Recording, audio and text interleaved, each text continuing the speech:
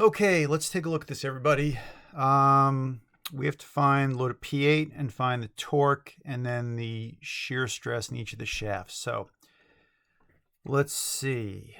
Okay, so let's see. I have 100,000 and 300. That's a net of 700 in that direction. Here I have, this would be 500 pounds, the difference between 900 and 400. This would be 600, the difference between 1,200 and 600 pounds, and here we don't know. If we divide these by 2, that'll be 7 inches, 5 inches, 9 inches, and this would be 6 inches. Okay, so in terms of my torque, that goes that way, this goes that way, this goes that way. And I'm assuming this will have to go in that direction because not just because it has to even out, but the overall size of it. So let's see. 700 times, that's 700 pounds times 7 inches minus 500 pounds times 5 inches plus 600 pounds times 9 inches minus P8 minus 700 times 6 inches. That should all equal 0. So 700 times 7 is 4,900 inch pounds minus 2,500 inch pounds plus 5,400 inch pounds minus P8 plus 7 minus 6P8 plus 7 times 600, 6 times 700 is 4,200 equal to 0. And that's, we have minus times a minus 700 gives us a plus. So adding this together, let's see, 4,900 minus 2,500 plus 5,400 plus 4,200. That gives me minus 6P8 plus 12,000 is equal to 0. When I subtract 12,000 from each side, P8 minus 6 is equal to minus 12,000. And that's good seeing we have negatives on both sides. So when we divide by minus 6 and by minus 6, P8 is equal to, divide by 6, 2,000 pounds.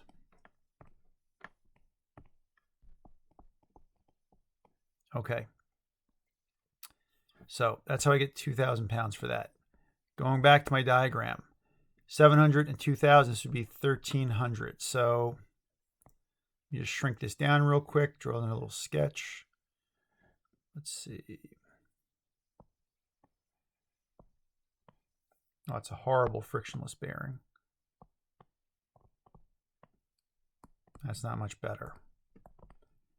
All right, so I have that direction, and the torques, excuse me, this is 1,300 times 6 inches, 1,300 times 6, 7,800. Okay, so I have 4,900, 2,500, 5,400, and 7,800. And those are all in inch pounds. Let me just double check it one more time, make sure it's right. 4,900 minus 2,500 plus 5,400 minus 7,800 is equal to 0. Good. Okay. I cut it here, here, here, here, and here. The ends are 0 because we have frictionless bearings. Then I cut it, I come in 1. This would be 7,800 because whatever I have on the right side has to be equal to what I have on the left side. Whatever I have on the left side has to equal what's on the right side. So this would be 4,900. And then the one in the middle would be, let's see, 4,900 minus 2,500. This would be 2,400. So take it as 4,900 minus 2,500 or 5,400 minus 7,800. Either way, you get 2,400. So now I have torques of 0, 4,900, 2,400, 7,800, and 0. and my diameter is 4. So let's see, my diameter is 4. So C is equal to D over 4. What am I doing? D over 2, 4 over 2. And J is equal to D to the 4th pi over 32, which is 4 to the 4th pi over 32. 4 to the 4th times pi, divide 32, 25.13 inches to the 4th. So with that, shear stress is equal to TC over J. And let me just double check that, because I know I made a mistake on one of the class problems, which we corrected in the notes. Shear stress is TC over J. Okay, we're good on that. So my shear stress, the first one would have 0, and over here would have 0. Then I have shear stress of, say, 4,900 times 2 over 25.13. 2,400 times 2 over 25.13. And 7,800 times 2 over 25.13. So 4,900 times 2, divide 25.13, 389.97 psi. 2,400 times 2, divide 25.13, 191.01 psi.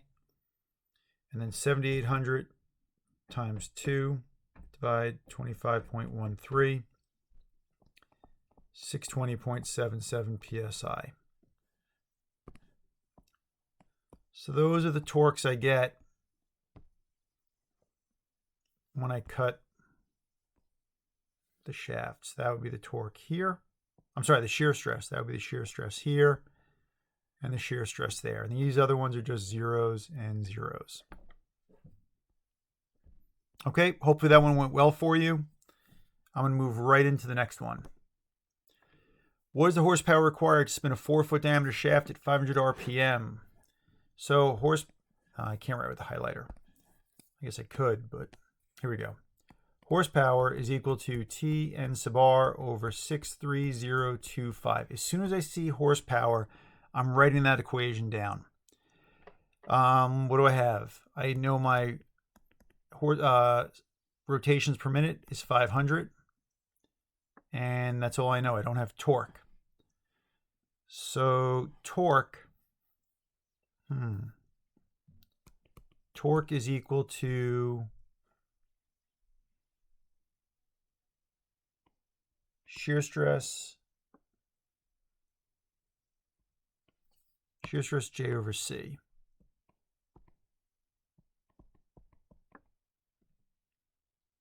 Oh, that's right. Okay, 4-foot diameter. Now, I was trying to think what I did with this problem. I wanted to give you a giant shaft to see what happened. I was actually wondering myself what would happen for this one. So PSI. Now my shaft, let's see what happens. This becomes 48 to the 4th pi over 32. It's going to be a crazy number. Over 48 over 2. So let's see. 48 to the 4th. Wow. Times pi, divide by 32, times 9,000 psi, giant number, divided by 24, 195,432, 195.8. 195 million psi, or inch pounds. Well, I guess that's what it is. You can't solve it using feet because we have PSI would be in inches. It wouldn't work out that way. So we have to keep it in this form because when it goes into the torque, horsepower is going to equal 195,432, 195.8 times 500 over 63025.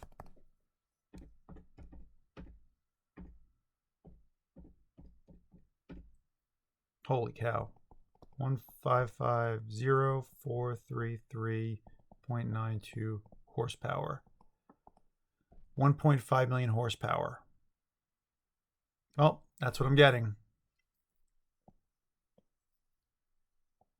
So I guess when you start looking at these large cruise ships with these gigantic axles, these giant shafts to spin these giant propellers, you're talking about some significant horsepower to make these things actually occur. Maybe it's not moving at that fast of a speed. I wonder what the RPM on those are. Okay. Couple. We have a couple there. Okay, so find the required diameter of the solid steel shaft if the allowable shear stress is 4,000 psi. Find the angle to free end.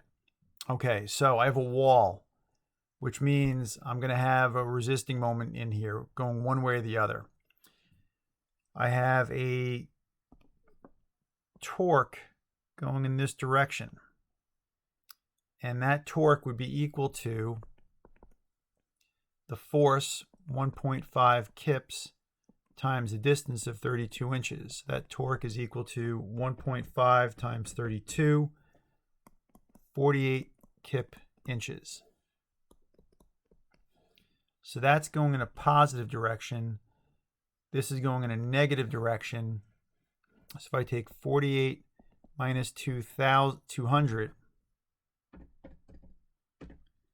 that's equal to 152 negative. It's going to, you know what, let me not do it that way. Let's do it this way. Let's sum the torques. 48 kip inches is positive, minus 200 kip inches, plus whatever the torque in the wall, that's equal to 0. So torque in the wall is equal to 200 minus 48, or torque in the wall is equal to 152 kip inches. And because that's coming out as positive, that means my torque direction would be like that. Now when I cut it, 152 and 48. That's when I cut it, that's what I wind up getting my torques. So when I go to figure out what my diameter of the shaft would be, torque is equal to shear stress J over C. Let's see, torque over shear stress is equal to J over C, which is equal to pi d to the fourth over 32 over d over 2. So that's going to give us that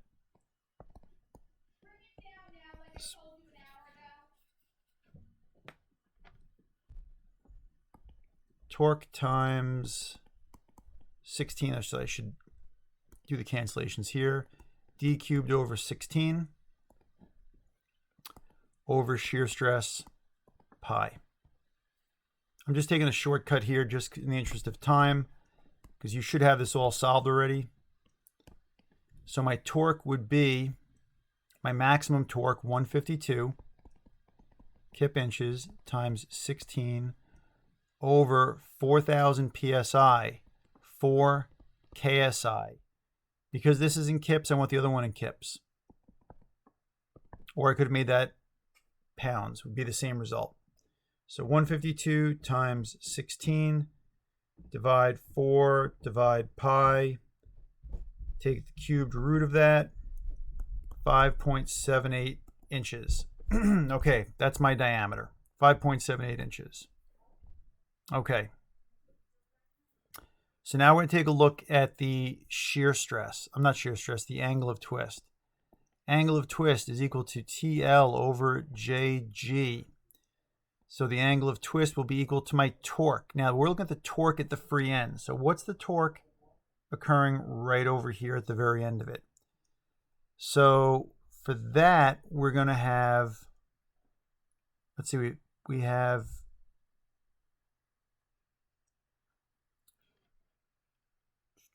that would be 48. Okay, at the very end, because the torque's at the end, that's the torque that's occurring. Because that we have 152 going in the clockwise direction, 200 kips counteracting that, and 48 working against it. That would be 48 times the length of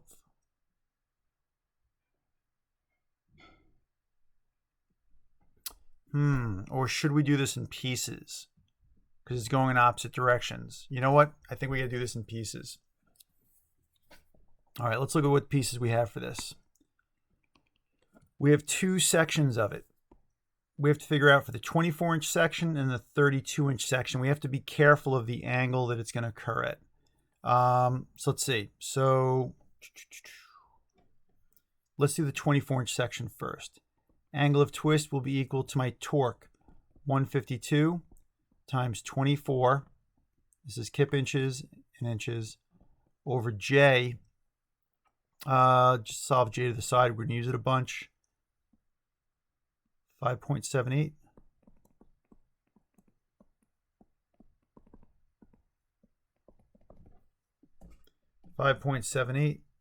y to the x 4 times pi divide 32, 109.57. So 109.57, and this is times 12,000 KSI. Now we've always done it in PSI because usually our torques are in pound inches. Kips and kips will be fine here. So this would be theta would be my angle, 152 times 24, divide 109.57, divide 12,000. 0.00277. I'm going to put it into degrees right away. 180 over pi times 180 divide pi. My angle of twist is 1.589 or 0.15,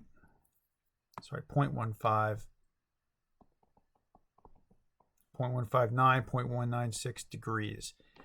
And that will be going in which direction? That would be twisting in a counterclockwise direction there. So that would be like almost like we could say is a negative angle. Then if we look at it, the next section, 152 times, I'm sorry, not 152.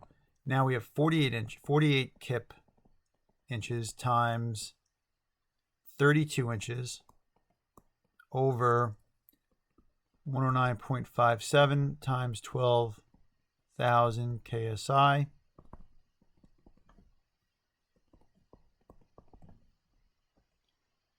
.48 times 32 divide 12,000 divide 109.57 .001168 radians times 180 over pi.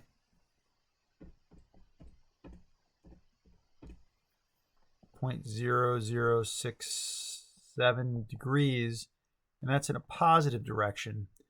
So it's really the difference between the two of those. So 0.067 positive minus 0.159 negative.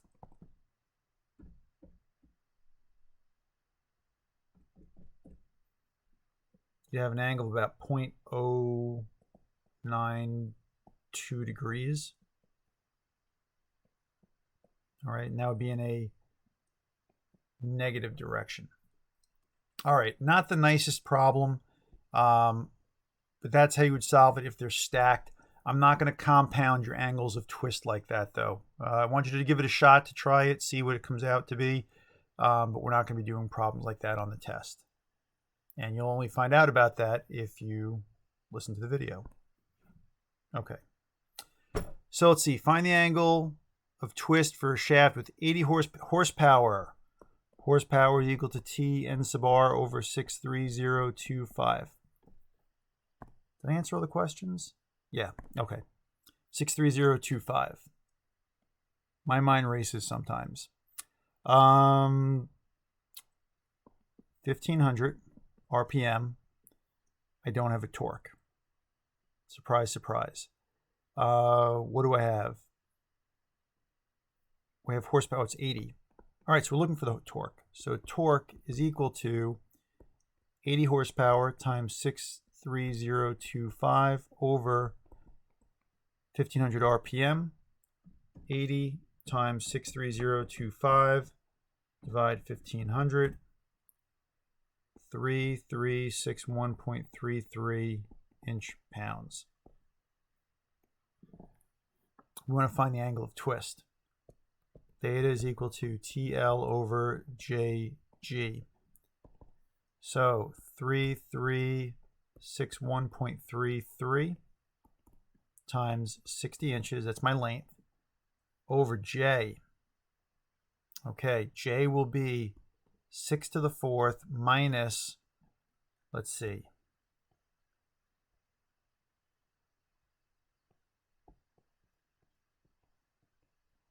0.25, 0.25, so that's 6 minus 0.5, that is 5.5 to the 4th, parentheses, pi over 32, times 12 million psi, because this is in inch-pounds, pounds.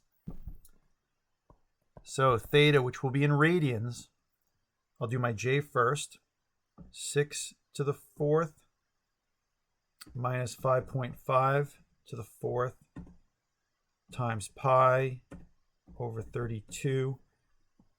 J is equal to 37.39845. I just keep that in my calculator, times 12 million. Inverse that.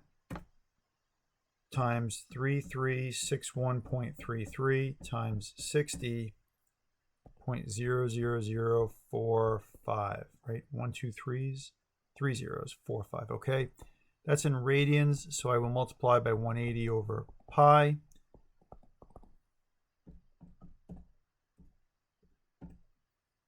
.0257 degrees. All right, small angle of twist.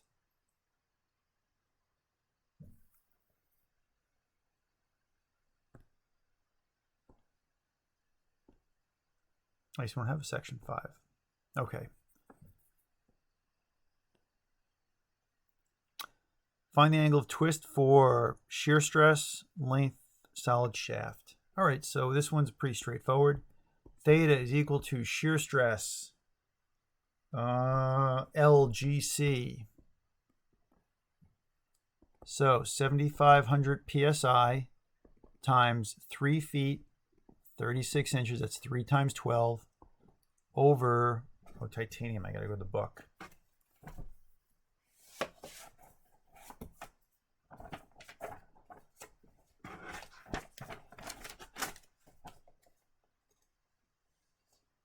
$65, 1, 2, 3, 6.5 million times 3 over 2, 7,500 times 36, divide 65, 1, 2, 3, divide 1.5, 0.02769, that's in radians, times 180 over pi, 1.59 degrees. Okay. Let me just double check. I think 1, 2, 3, 4, 5. Yes, that was everything.